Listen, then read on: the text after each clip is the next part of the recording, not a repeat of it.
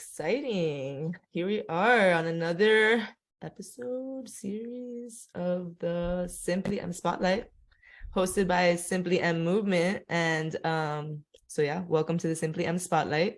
My name is Vanessa Castillo, founder and CEO of the Rich Girl Mindset, and I will be your co-host this afternoon. The Simply M Spotlight is a special new series where we are featuring special guests on various topics that will enrich, educate, and inspire the community here at Simply M, the Movement.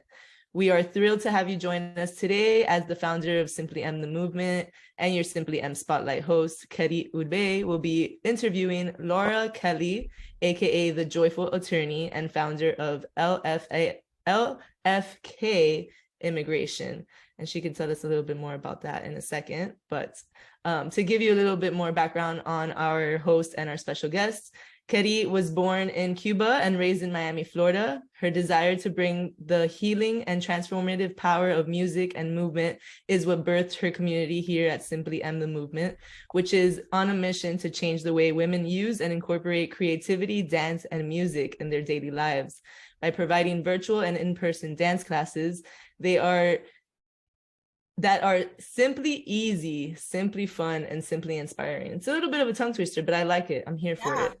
Simply. Simply, I know, because it's got to be simple, you know? Laura, our special guest, is a practicing immigration attorney and certified coach and mindfulness instructor.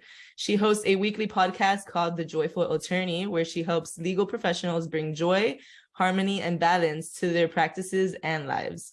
Laura is active in the legal community, where her focus is to elevate the practice of the law and support attorneys' well-being. I'm honored to be alongside these two powerhouses today, so let's get this interview party started. If anybody has any questions, please add them to the chat and we will answer all your questions at the end. But yeah, on behalf of all of us here, thank you for being here, and let's get started.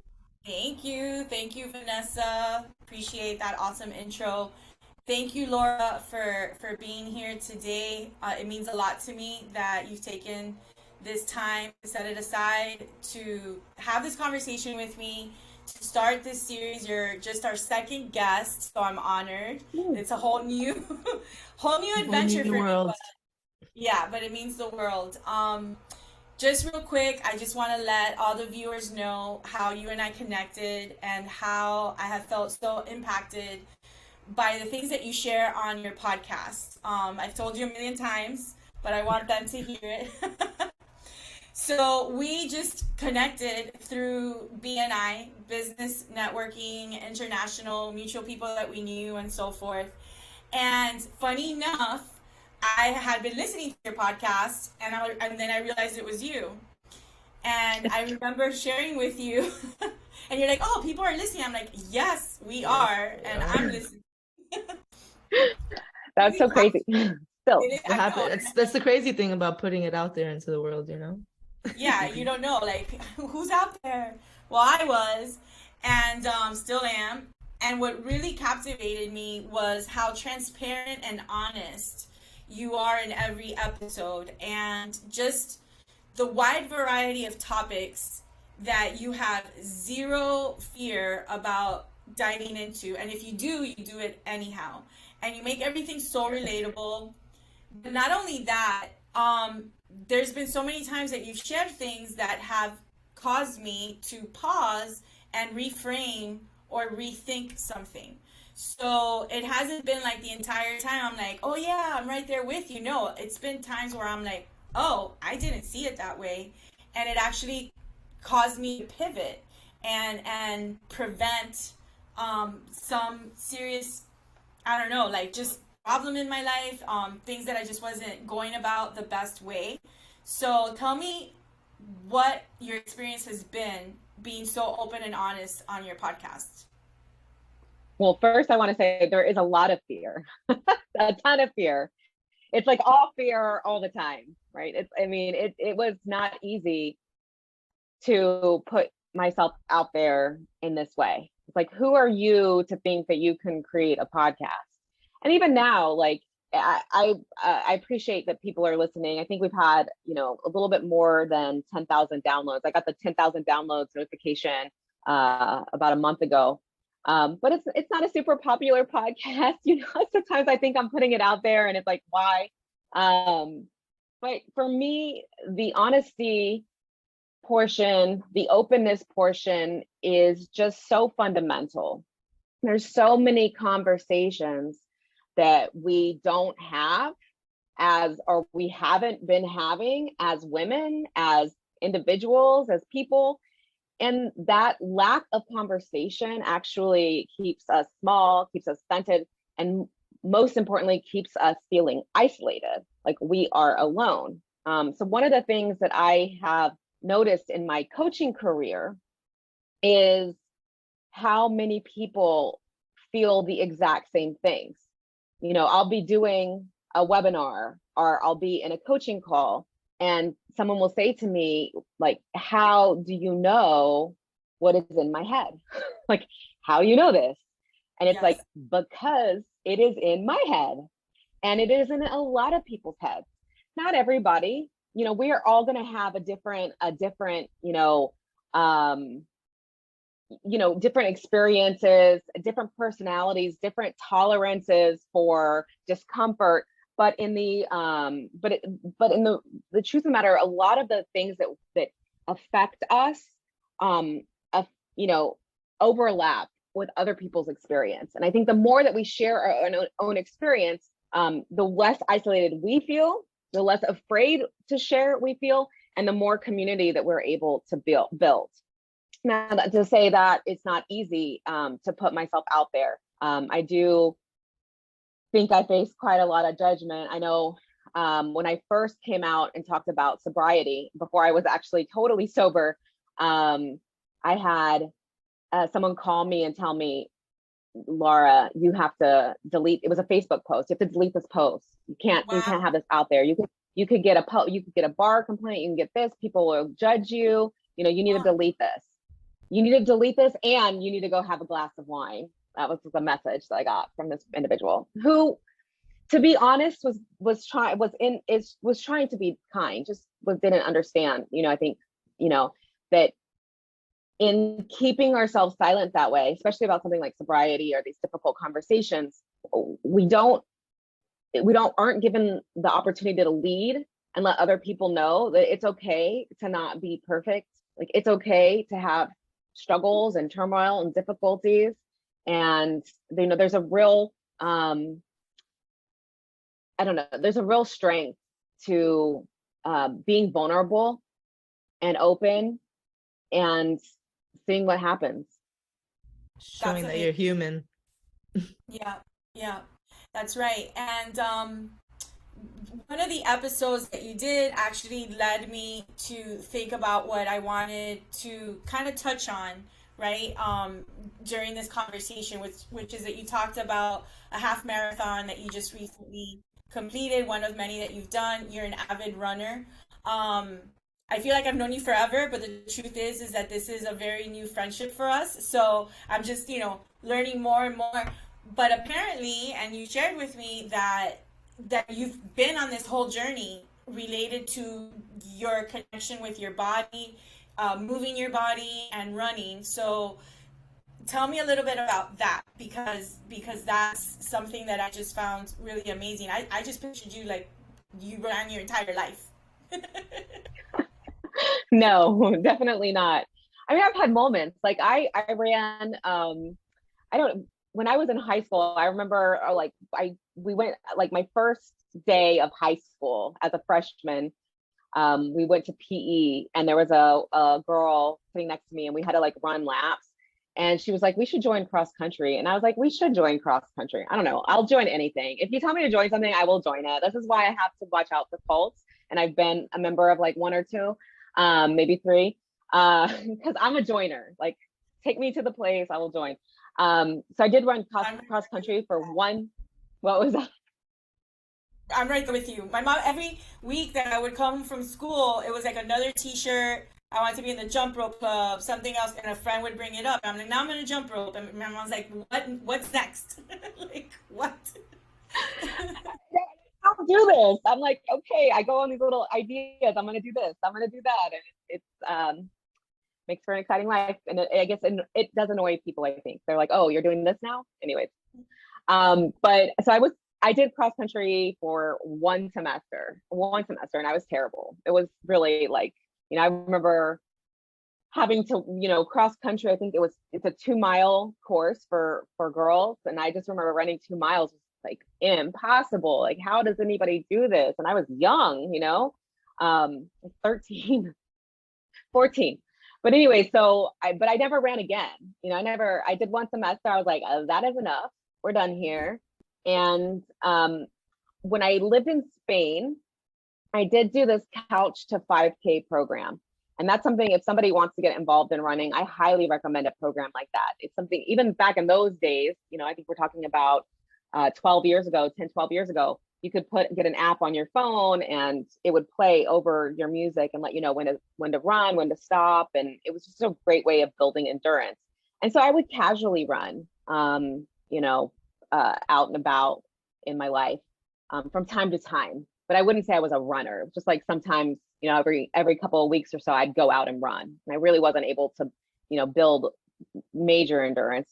Maybe there was a period in time where I would get into it, so I get into something, I'll do it, and then I'll stop, find something else, and it was in my mid to late 30s when I actually really got into running. And I think that was a product of just the entire journey that I have been on since I was, mid to late 30s. I'm 41 now. So, it hasn't been a long time.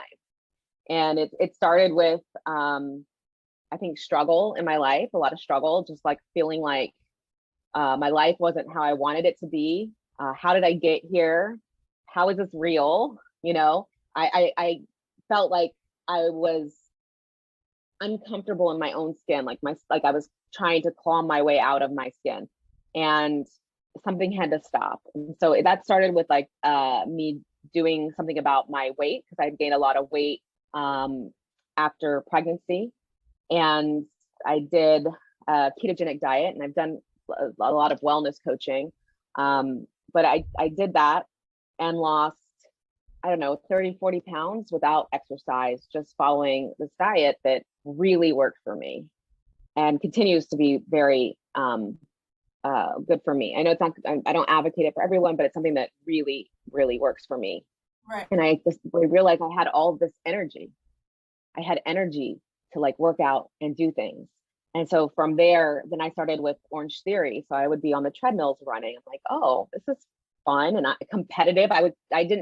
Nobody else knew that I was competing against them. But I was.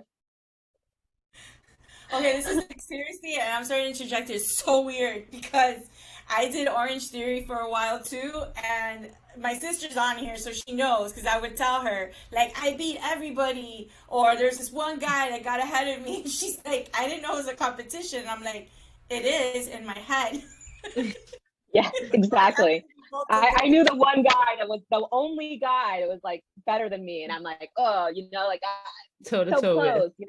Toe to toe. And when I was like neck to neck with someone, especially if I was on the treadmill, I was like, I really hope they play a rap song right now. Like I need like a boost. Yeah. to try to take you to that next level. Nah, so absolutely. Crazy.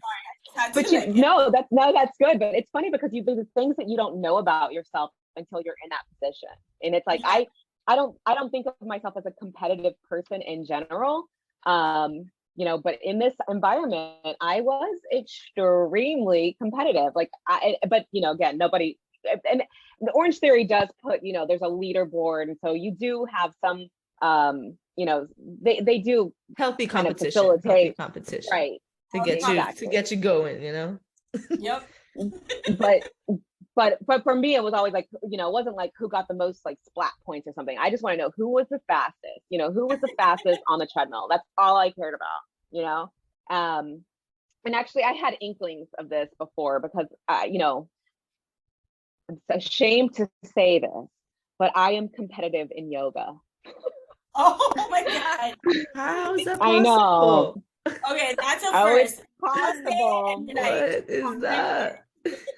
Who who can hold, the position longer, get the leg up higher, I definitely, but that's at least a space where I try to check myself, like, why are you being competitive? Don't push yourself. It's not this is definitely not competitive, Right. But I think it's human, like any time that you put yourself in a group that you're going to have, I don't know, comparison. And whenever you have comparison, then you're going to have some level of competition. I actually have a podcast on it. And so the idea is to just kind of check that and like say, like, is this competition healthy in this moment? Because not all competition, like, I don't know, sometimes competition is unhealthy, sometimes comparison is unhealthy, and sometimes it's healthy and it serves you. So just, you have to check it. Like, why am I being competitive? Like, what is the ego telling me? Like, why do I feel like I have to be the best yogi?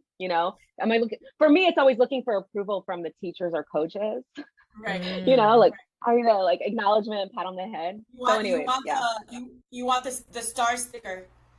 She wants the Yogi of the Month certificate, That's 100%. That has always been my motivation. Like, I'm not motivated by money or, status. It's just approval from other people, particularly people in positions of authority, so. Did the Orange Theory, did that connection with the treadmill and the competitiveness is what actually really got you connected, right? With the running, because you were like hitting it hard on the treadmill to get that speed. And that led into actually doing races and being consistent with it. Yeah, because I was like, the treadmill, I always hated running on the treadmill. And Orange Theory made it fun. And then, I was doing, would do my outdoor runs, would be longer runs, because in Orange Theory, you typically have about 20 minutes on the treadmill, which isn't a lot. But, I would go out then and run outside. And what I found was, I was able to see my improvement over time. And that was just amazing. I'm a huge data nerd. I love looking at the data. I love tracking things. And to see the improvement was amazing. And to feel that sense of accomplishment. And so from there, I was like, maybe I'll run a half marathon. I thought a full marathon, totally excessive. Nobody needs to run that much. But a half marathon, that's accessible. It's challenging, but accessible. Yeah. And so I think I ran my first half marathon. It was 5 years ago. So somebody else can do the math on that. It was 5 years ago in February. And I remember the way it was a Miami marathon, and the way that works is that there's a point at which the half starts to end and the full goes on. And I saw people going. Marathon was that same one too. Was that one as well? Yeah. Yeah. Yeah. And I was so slow that it got so hot, like so hot. Yes. The Miami miles, I'm running through hell right now. I'm like, this is what hell feels like. Absolutely. That's the thing is like cross that finish line. Wasn't it like amazing? It was it was great. I felt a huge sense of accomplishment. Like, wow, I actually did this thing that was unthinkable to me years ago. And it's funny because at the time I was like, there is no freaking way I could go on and do another 13.1 miles. Right. No way. What are these crazy people doing? But what I learned was, there's no way, because I didn't train for it. And this is such an important life lesson. Is that, no, if you don't train for it, you're not going to be able to do it. If you don't prepare for it, you're not going to be able to do it, especially with something like this that really requires a huge energy expenditure, a huge effort. And you're going to have the mental, fortitude to get through the rough patches. Because I think what people don't understand about running is it's not physical. I mean, it's physical, but it's much more mental than it is physical. Yeah. I agree. So I much like you, I don't really run that much anymore, but there was a span of time where I stopped dancing, actively, as I used to dance like 5-6 days a week. and I would work out and everything, and I just completely stopped moving my body. So I went from being a little different. I went from someone that was very physically active, very much into fitness, and then when I started my management business, like 16, 17 years ago, I just stopped. And like you, how you described that you just felt like so uncomfortable in your own body, in your own skin, I started feeling that way. And I found a running partner, and we started running together, and this was like therapy. Like we would do our training like apart, but we had one day we ran together. And that's when I started to get back in touch with my body. Then I checked out Orange Theory as well. And it was actually during a run by my house. It was just like a short, random run that the whole Simply M idea came to me during a run, because That's I know awesome. you like to run on your own, and I enjoy it too because it's very meditative, isn't it? Like you get Yeah, things that come to you. You're listening to, I listen to music. I'm sure you do too. Or do you run with no I do. music? I don't know who those sociopaths are that run with no music. I mean, Yeah, more power to you, but that's not me. I am like, I need a beat, you know. I sometimes I've listened to, like, when I was marathon, like when I was training for the full marathon, my first full marathon, I was such long runs that I was like, I've got to be more productive on these runs than just listening to music. So I'd listen to an audiobook, but like right. that's as far as it goes. You Yeah, know, there's yeah, gotta be something. yeah. Well, I just started to feel like, and this is the whole thing. So we get into this war with our bodies so much about our identity as women, I feel, is tied into our bodies. And that's a whole rabbit hole that we can go down. But just basically, what I'm trying to say is it's either we're at war with it, we don't like Yeah. it, we want to change it, so on and so forth. So I was stuck in that loop because from going from being very active to not active, I gained a bunch of weight, felt very uncomfortable with myself. And it wasn't until I started to move my body a little bit at a time and consistently that I actually started to reconnect with the truth of who I am, of what makes me happy, of what I enjoy doing. Prior to that, I was just stuck in these mental loops that were Yeah. just torturing me, and I was getting nowhere with it, you know? Absolutely. Absolutely. Yeah, And so go ahead. real quick, I just want to, like, you know, chime in on that because I completely agree with you. And I think, you know, in fact, as you were talking, what was popping up to me was like, you know, the war within our bodies, like the constant struggle, you know, we were talking about comparison and competition.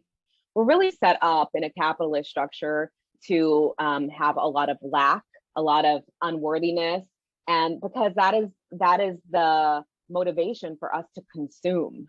And if we feel, you know, completely satiated, satisfied, and fulfilled, if we don't experience lack or desire, then we are not consuming, right? We are whole, we are complete. And the, you know, consumer culture requires that we consume. And so we Yeah, have, in order to consume, we're just set out for failure. We're set up for failure, rather, and set up to indulge rather than engage in like self-care and self-love, real self-care. I mean, I always hear people say, oh, it's, you know, treat yourself, self-love is, you know, and then, you know, I'm going to drink a bottle of wine. We don't question, you know, is this really caring for myself? Like, it just because it feels good or pleasurable doesn't mean it's good for us, right? I mean, I'm pro pleasure. I'm a hedonist. Don't mistake me here. I'm pro pleasure, but, you know, not at the expense of our lives and our bodies and our wellness and what serves us, what nourishes us. You know, and that, I think, is so important. You mentioned also, like, we, you know, feeling that disconnection with our bodies. yes, You know, we literally get so far into our heads and out of our bodies in this culture that we are disembodied. Like, literally, we don't even know what's going on with us. We know that's when we can eat mindlessly. Well, that's why we can drink mindlessly. Why we can, you know, veg mindlessly and not think about it. And then we don't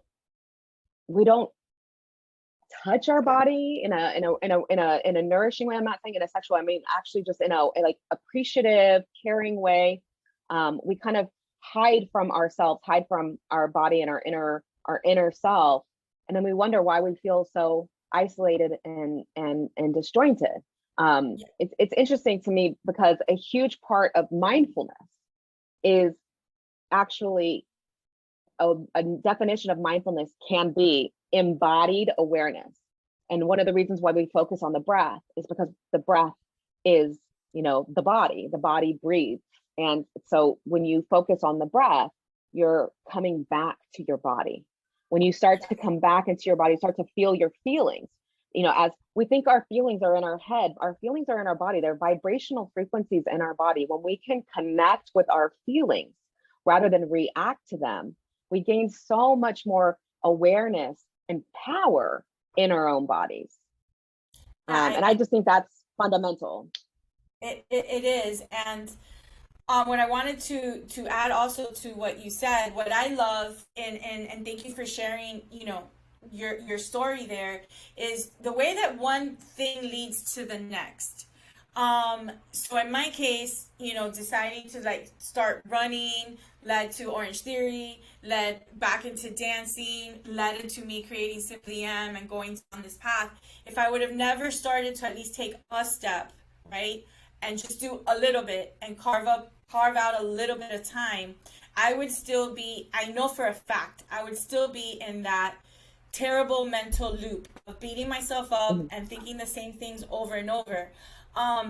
Being in action, right? And as far as doing things for ourselves, like you said, that truly serve us, that truly have our best interests at heart, just leads to total stagnation, and in many cases, even going kind of like backwards and getting further into that hole. You know that song by Lady Gaga, A Million Reasons, I think it's called? Yes. Yes. Giving me a million reasons. So I know it's about a partner or whatever, but I like to turn it around, like relationship wise, like our relationship with ourselves. We're always giving ourselves a million reasons why not to do something, right? And especially for ourselves. And then when she says, just give me one good reason to stay. So find for yourself, I would say, a call to action, one good reason why you should start moving your body and doing or trying out things that you think you're going to really enjoy versus what you think you should do. So like in your case, you love to run. I enjoy running, but I love to dance. And so whatever sparks joy, go down that route. And then chances are that's going to let you explore other things too, right? Did the running lead into the yoga or for you? No, I had done yoga before, again, sporadically. And that's just kind of like me. I have ADD, so I will get hyper focused on something and then I'll disappear, and then hyper focus and disappear. So I had done like hot yoga back when I was in law school for a bit. And then I got really into Ashtanga when I was studying for the bar exam. And then, so, these things in life ebb and flow. And I think that's fine also. I don't think we need to criticize ourselves or judge ourselves for like, getting into something and getting out and getting in, getting out. That's just like the ebb and flow of life. And how boring would it be to just be stuck on like one thing for, decades. And there's seasons. I think I love hearing this. Like there are seasons of our lives and seasons of our years. I think of years in terms of school. I don't know if you still do that. Like I still think about a year is in school. It's school year. Like school year? my I was like going back to high school. Okay, I got you now. All right. Like my year kind of starts in in August still for me. I'm like, really? I think about it in terms of like these like, yeah, it's very weird, but I don't know but nevertheless seasons, right? You'll have the fall, you have winter, you have spring, okay. You have summer, and we'll have, I think it's fine to, allow yourself the freedom and liberation to explore different things. So many people say, I don't like that. I have a friend, I hope she's listening. I love her. She's a dear friend. And I had, she wanted to, move, but she didn't know what her options were. And I said, I ended up from Orange Theory during the pandemic, because Orange Theory was no more. I was one of those people that bought the Peloton. I bought a Peloton bike, and it was literally the best purchase I have ever made in my entire life, next to my breast implants. True facts. Real talk. True facts. Real talk. But the Peloton was just, I never thought I thought that stationary bikes, how could you be more boring? Like, I had ridden stationary bikes, like, boring. When I was in Orange Theory, I was like, who are these people on these bikes? Like, why would you be on the bike? That's horrible. Get on the treadmill. Ugh. But then I was like, I don't know, I got to do something. So let me get this bike. And it has been such an incredible apparatus. Like, I don't know, I love it. I love the bike. I got super into it. I'm all in on it. But again, it didn't stop me from running. It was just like, something that I tried and I enjoyed, and exactly. And then later we got a treadmill, because when I was running, I have done 2 full marathons. And as I was training, because you have to run for so long, I was often running outside in the dark, either, in the evenings or in the mornings. And it's just dangerous. It's dangerous to run out in the streets in Miami, just because of drivers, but also like predators. And so I was like, I need a treadmill. Like, if I'm going to do, I need a treadmill, because I want to be safe. And I thought the same thing with the Orange Theory. 20 minutes on the treadmill is fine, but long runs on the treadmill, that's going to be horrible. Yes. And I was wrong. I allowed myself to be wrong about that. Yeah. And that's the thing. We have so many preconceived notions about what we like and what we don't like, that we don't even allow ourselves to try new things. It out. And I think that goes along with what you were saying about the one good reason, I have my friend, sorry, I went off topic. My friend had said, she could never run on a treadmill, walk on a treadmill, or do the Peloton, because she doesn't like feeling like a hamster. And I'm like, you know what? I feel that. I know what that, I had the same thought. But you know what? Sometimes I'm on the treadmill, I'm like, I'm the best hamster ever. Yeah. Those hamsters really enjoy it. Yeah. And and thank you for saying that, because I find that to be true a lot when I talk about dancing and moving your body and just having fun with the music. People are like, I'm not a dancer. I don't have rhythm. I have 2 left feet, or whatever the case might be. But in reality, again, those are just ideas that we've just convinced ourselves. I don't like this. I'm not that, So, and a lot of it too is information that we receive from outside, and that we think are then our own thoughts, but that's not the case. So they're limiting beliefs. They're limiting beliefs. They're limiting beliefs. No, I mean, just like, I'm sorry. I'm like Cuban, so I describe things in a lot of words. I know, but what I'm saying is that's the limitation, is that it's like we believe them, right? It's a belief that we hold that limit us. And we think that there are genuine feelings about things. But, it's this part of like my coaching philosophy is the recognition that our thoughts are not true. They feel very true because we practice them so much over and over and over again that we believe our thoughts to be true, even our likes and our dislikes. And the fact of the matter is, they're not true. Even the ones that feel good, they're not absolute truth. I say true, I mean absolute truth. And in fact, I was telling my daughter this, is so silly, but I was telling my daughter this because the struggle to get this child to eat vegetables is like real. And I said, when I was her age, I hated avocado. I thought it looked like baby poop. I thought it tasted terrible. I hated avocado. But it didn't stop me from continuing to try it, because I thought, so many people like it. There's something wrong with me, clearly. Let me keep trying this. And I did learn that it takes 12 times to try a food before you develop a taste for it. And now I love avocado. And this has been true for me for like artichokes and beets. So something that we think is innate, like our palate can change with exposure to new things. And my daughter still is unconvinced, but Yeah. Yep. 12 more times, 11 more times.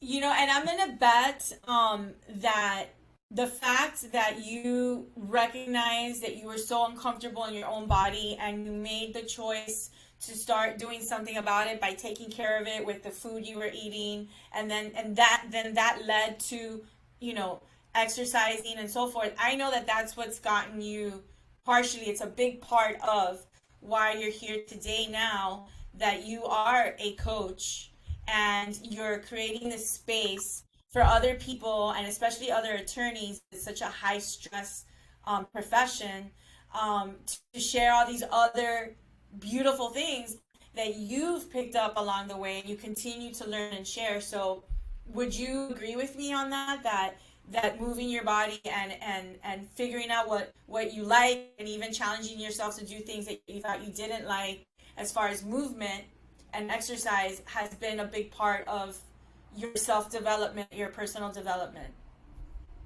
100%. Absolutely. Because, you know, there's so many things that you think that you cannot do. Again, going back to those limiting beliefs. I can't do that. I could never run a marathon. I could never run a half marathon. I could never, you know, work out 5 times a week. I could never cut out sugar from my diet. I could never stop drinking alcohol. You know, all of the things that we say we cannot do. And then we start to see, like, oh, little by little, small steps over time. I am not in favor of people making big, huge changes in their lives, because big, huge changes are temporary, you know, and they don't typically last, you know. But when you can start to make small incremental shifts over time, you start to see the huge impact. And for me, you know, it started with getting my diet right. When you get your, like, and for me, there are two critical things for us as human beings, and that often, like, at least in our society, are the most pushed aside, and that is sleep and diet. Sleep and diet, fundamental. So many people put their health and longevity at risk on these two things: sleep and diet. And it's these are like, they're not easy fixes. They're real hard fixes, but they're simple, right? Simply M, right? Simple. They're simple. It's simple, but it's hard because it's a shift. It requires commitment. It requires, you know, discomfort, right? Because we would love to stay up late. I'm a huge night owl. I love to stay up late. I love to just continue to, like, watch things, surf the web, be in my, like, cozy little bed or my cozy little couch. But, you know, it takes discipline to say, hey, look, it's 9:30. It's my wind down time. If I didn't get to bed by 10 because I got to be up at 5, I need to be asleep right now. And it takes that discipline, you know, same thing with the diet. It's that awareness that, you know, you can talk yourself into having, you know, one slice of cake, and it's just one slice of cake, but you know that it's like it's a slippery slope. Now it's like, okay, well, I ate that, so I'm going to eat this. And now I'm going to eat this. And over time, it's like, now I have an A1C that is through the roof. I'm pre-diabetic, you know, and how is that going to affect me going forward in my life? Questions like this. So that started it, the diet and the sleeping. And that is all part of generating a sense of self-love, truly, because you start to take care of yourself. Yes. And, you know, when you start to take care of yourself, it's because you have something to protect, you have something to care for. And then from there, everything else happens. You know, for me, it was like, okay, so now exercise and the profound benefits I got from moving my body, again, and that feeds right back into the sleep and diet, because when you move your body, when you expend this energy, you get tired at night. You go to sleep easier. If anybody has trouble sleeping, insomnia, I want to know, like, go move your body. How much are you exercising? Go run 5 miles. Go move your body. You're gonna sleep. Go do a Simply movement class. Well, I was about to say, like, I'm drinking my own Kool-Aid because I did one of those sleep studies or whatever and found that I had mild sleep apnea and primary insomnia. Now, my whole life I used to tell myself I was a bad sleeper or whatever, which didn't help. But as soon as I started dancing again and tapping into my creativity, I really honestly cannot say what a different person I am now versus like 2 years ago. Um, Another thing that I'm very mindful of that I want to share, and I know Laura can relate to this because she's an attorney, folks. So this woman has a busy schedule. Attorneys read a lot, write a lot, argue a lot, but Hustle, hustle, hustle. also a lot. And we're in Miami, so it's real. But when you notice how sedentary we are, especially here in Miami where we have to commute in our cars. So most of the time we're at our computers, we're on our couches, we're in the car. Also this whole posture with the phones and the looking down and whatever. And when I started dancing again and moving my body in general, I started to realize how much it had changed because of all these postures, the steering wheel, the keyboard, the phone, right? Not opening up, the posture, the alignment. When you dance, another thing is like our feet. If you take a look around, you're going to notice that a lot of people that are older, and some that aren't even that far in their years, you're going to notice a lot of people having trouble just walking. The dragging of the feet, the walker, the assistance, it's a really sad thing. But here's the thing, we're not using our feet enough. I know it sounds funny, but we're not grounding ourselves. When you dance, you use your feet in so many different ways, sliding, jumping, skipping, whatever. And you're twisting, you're turning, you're lifting up your arms. I'm just doing this, right? And I know yoga gives all of that as well. I'm not saying dance is the only thing. But when you start to move your body again, you realize how much stored tension and also like these grooves that are getting deeper and deeper of these like misalignments, and you're using flexibility. And for women, the whole thing of osteoporosis plus also our hormones.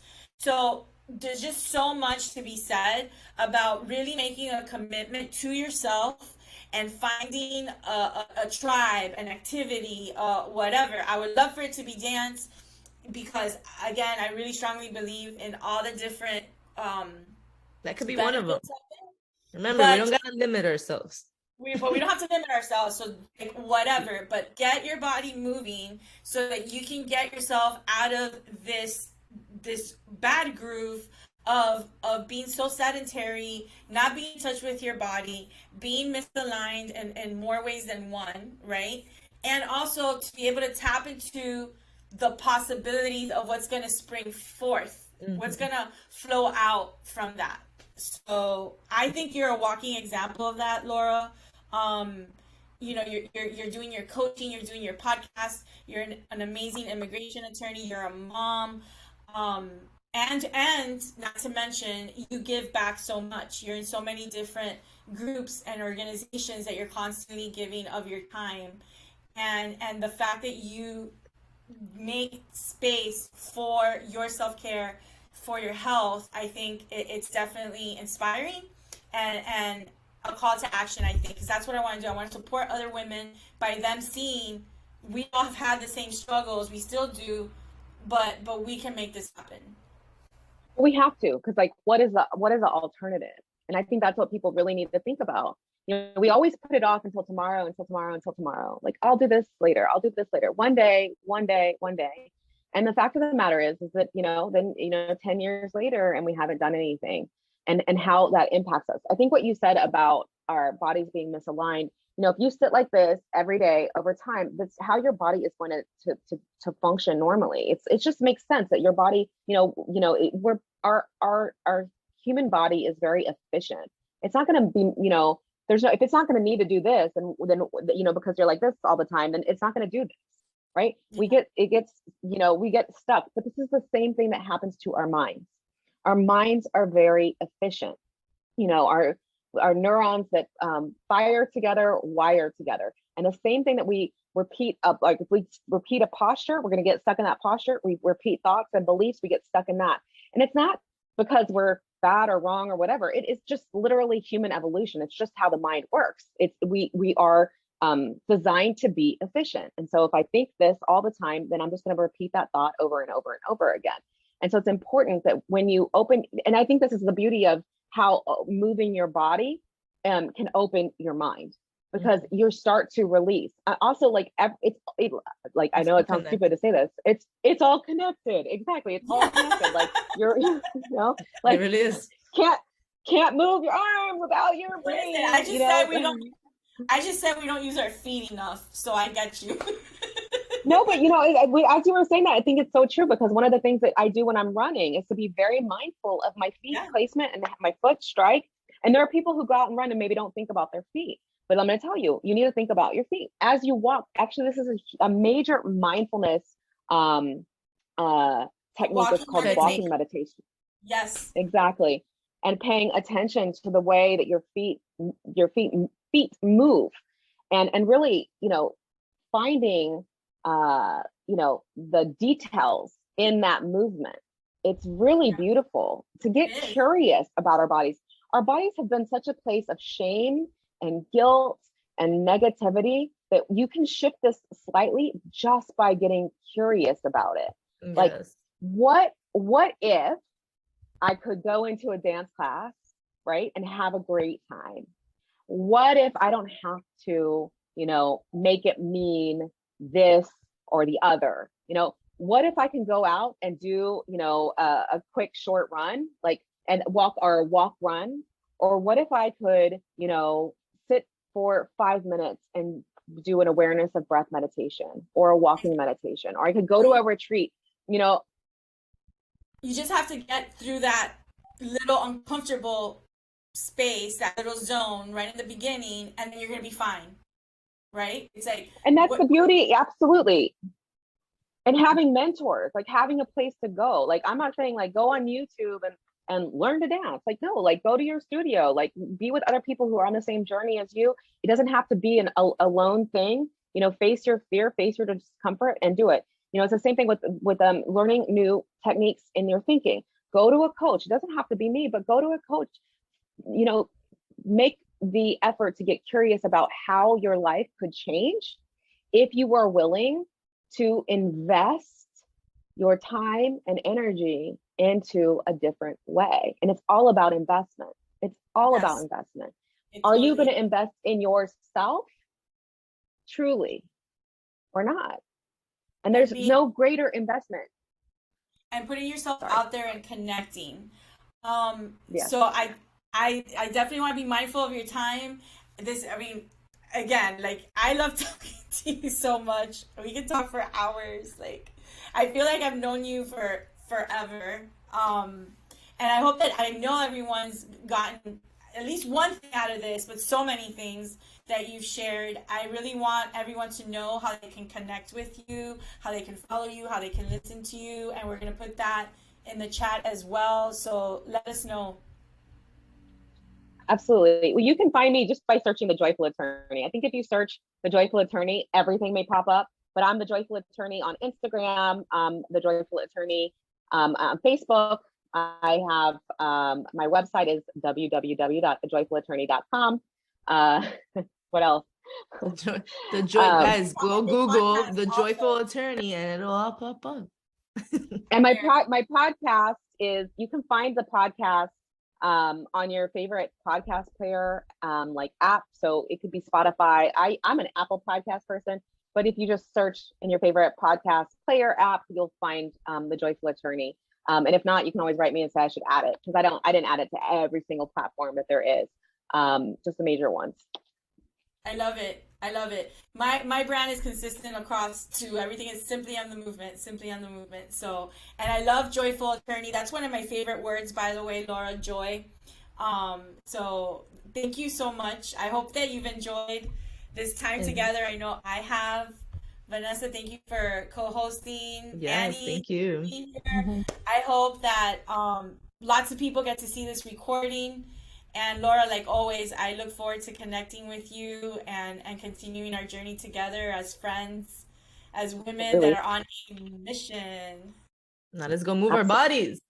It's such a pleasure to be here with y'all. I just want to say that the space that, you know, with women who are, you know, on this journey, that are not only in it for ourselves, but we are making ripples in our communities, these are the ripples that go out to the world. And this is how, basically, I'm going to say this, how our species survives, literally, this is how our species survives, because we have to evolve in order to survive. And this is our evolution, is by, not just being focused on ourselves, but taking it out to the larger world, putting yourself out there, not for ourselves, but for others. The greater good of everyone. Thank you for. I love that. Absolutely. You, I'm here for the Thank you. poem claps. And I'll see you on the treadmill. We're gonna compete. Or in the yoga room. In the yoga room. The best wins. Man, not in the dance studio. Not in the dance studio. We'll get her in there too. We're gonna get her in there too. We're just gonna have a weekend like an Olympics. We're gonna do all of it. All of dance it. competition, and a treadmill, then a yoga. We can all we just balance it out. Then we each get equal medals. The movement day. Yep, I'm here for it. Thank you. Thank you. Have a great day. Thank you, everyone. Bye. Bye. Wonderful day. Bye.